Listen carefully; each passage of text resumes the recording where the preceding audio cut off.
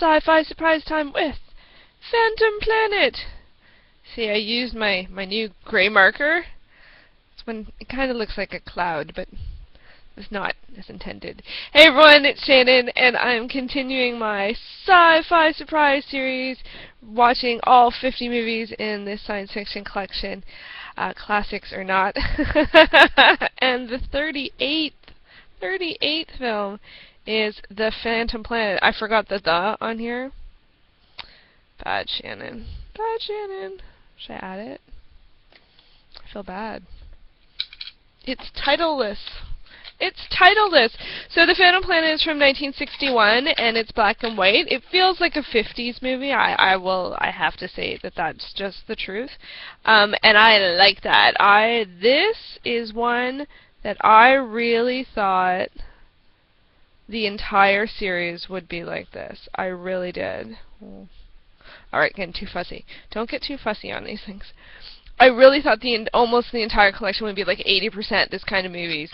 50s movies, in space, you know, stuff happens, but no, there's few and far between. In fact, even when I got this, when this one came up, I was wondering if I had already seen it, but I've seen The Phantom from Space and Planet Outlaws, but not The Phantom Planet, which is a weird concept. When I heard that, I'm like, Phantom Planet, like, is it a ghost planet? Is it a planet that's not there? Is it, what is it? But it's a planet that disappears, or more succinctly, people who go, when they send rockets to check out the planet, the people disappear.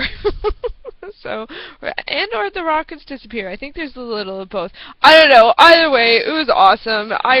In most ways, it was really awesome. I really enjoyed it. There's lots of fiddling with instruments and techno babble and just, you know, crazy, that kind of crazy stuff. Like, really, it really takes its time, you know, in that sense, like, as if, and it's weird, because it's like, now there is jargon for the things they're doing, and it's different and stuff like that, but it's pretty serious. It's not a comedy, but it's pretty straight-laced and serious, but I really enjoyed it. I like this kind of science fiction a fair amount, and it's set in space, so is it science fiction? Hell yeah. Like, this is classic science fiction, people going to space, trying to figure stuff out. They're in space. That's all I really need. The only thing I have to say that was a deterrent for this one is the gender dynamics kind of sucked.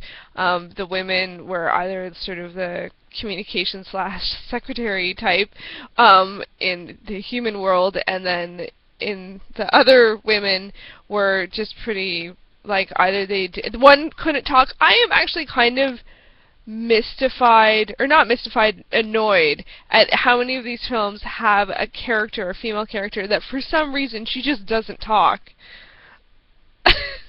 Like, she's mute. And I'm like, seriously? What is that about? So anyway, so I don't know what that's about. And so there's a mute female character, and then a sort of gold-digging one, kind of, but in a science fiction way, in a science fiction setting, not a gold-digging science fiction. Anyway, the female characters were kind of sucky, but the main character is actually really good. I thought he was a great protagonist, interesting, you know, like, just a great sort of scientific sort of alpha. I don't know if he was alpha, kind of. No, actually, I wouldn't say he's alpha. Maybe not. Anyway, that's not very articulate, but I did really enjoy it. And it did have a sort of feeling of sort of like a Star Trek episode, like a very classic Star Trek episode, or like, you know, we have the science, but we don't need to use it kind of sensibility, which I always find is weird, and, you know, an easy way to get around a lot of things that happens in science fiction films. But there is a fair amount of old school, like, forced perspective, creative editing, interesting choices, interesting ideas that are science fiction related. So that was really, for me, the joy of the film. It actually had that not only classic science fiction film setting, but some really good ideas and really interesting ideas and freaky stuff. And I thought that was great. There was also, okay, I did say this one's straight-laced, so it's serious, but there is some stuff, there is some B-movie stuff that definitely, you will howl at. So it has a little bit of both. So for me, this one was a real win, and I was really happy to see it, especially since we're really getting there, and I was on that Hercules trend. I think the past 4 movies I've watched are either Hercules or that Wild Woman of Wongo one, and I'm just like, it's testing my strength on getting through this challenge. So anyway, so I really enjoyed The Phantom Planet. It is public domain, so you can watch it at the Internet Archive, although you can't watch it right now because they're doing maintenance. But I will put the link there, and when they're done maintenance, you can watch it. You can watch it. So it was definitely, it'll be very high in the ranking for the films that I like. So let's see what's next. Let's see what's next. What's gonna be? There's only 12 left. I really wonder if there's actually, if all the 12 pieces of paper survived through the move and everything that's happened this year. It would be very surprising. But the 39th selection is Prehistoric Women. 1950. Well, some of the female-centric ones have been great. Some of them have been awful. So there's only one way to find out, and that is by watching it.